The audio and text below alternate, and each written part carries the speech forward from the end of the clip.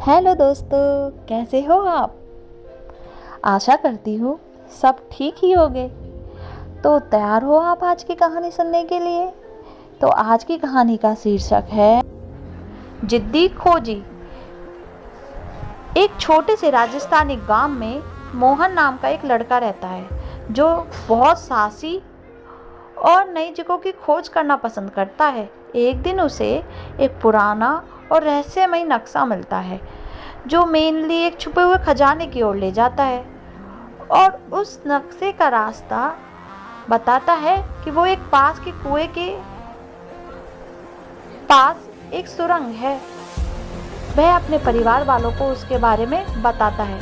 उसके परिवार और दोस्त उसको बहुत चेतावनी देते हैं, लेकिन रोहन उनकी नहीं सुनता है और उस सुरंग में चला जाता है। जैसे ही वह सुरंग में प्रवेश करता है, कई बाधाएं और डरावनी आवाजें सुनाई देती हैं। मोहन उनके दृढ़ता से और मजबूती से सामना करता है।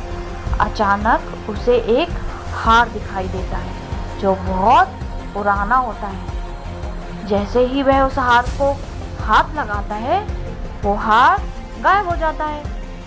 तब उसे एहसास होता है कि वह सुरंग में अकेला नहीं है। क्या मोहन अपनी जिद से खजाने को ढूंढ पाएगा या मुसीबत को गले लगा लेगा। मोहन अपनी जिद से और साहस से और आगे बढ़ने के लिए प्रेरित होता है। वह सुरंग के गहरे हिस्से में चला जाता है जहाँ उसे कई रहस्यमयी चीजें दिखाई देती हैं। अचानक उसे एक पुराने राजस्थानी राजा की तस्वीर दिखाई देती है जो उसे देखकर मुस्कुरा रहा होता है। रोहन ने सोचा, यह तस्वीर कुछ अजीब नहीं है, और उस तस्वीर के नीचे एक छोटा सा बॉक्स होता है। वह जैसे इस बॉक्स को खोलता है, उसमें एक नोट होता है। उसमें लिखा होता है, खजाने के लिए तुम्हें अपनी जिद को छोड़ना होगा और दूसरों की बातें सुननी होगी। अब मोहन के पास एक बड़ा सवाल था, क्या वह अपनी जिद को छोड़कर दूसरों की बातें सुनने के लिए तैयार है। मोहन ने सोचा, यह नोट कहना क्या चाहता है। उसने अपनी जिद और अहंकार को छोड़ने का फैसला किया और सुरंग से बाहर निकलकर अपने परिवार और दोस्तों के साथ वापस आने का भी निर्णय किया। जब वह बाहर निकला तो उसने देखा कि उसके परिवार और दोस्त उसकी चिंता कर रहे थे, और रोहन ने उन्हें बताया कि सुरंग में काफी खतरनाक हिस्से हैं और सुरंग में बहुत सारा खजाना भी है। मोहन ने उन्हें अपनी बात समझाई और नक्शे पर खजानों के चिन्ह लगाकर खजाना पाने की योजना भी बनाई। अब मोहन और मोहन का परिवार एकजुट होकर सुरंग में खजाने की खोज करने निकल गए। हर एक कदम पर एक दूसरे की मदद करते हुए यह खजाने की ओर बढ़ते रहे।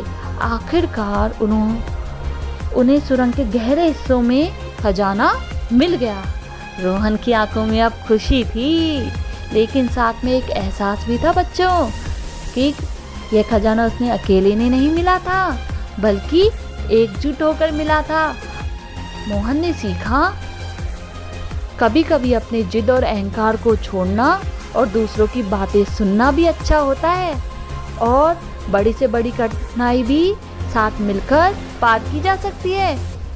क्या आप अपने परिवार और दोस्तों के साथ मिलकर कोई समस्या हल करना चाहते हो बच्चों? तो आज के लिए इतना ही, कल मिलते हैं, बाय बाय। तो आज के लिए इतना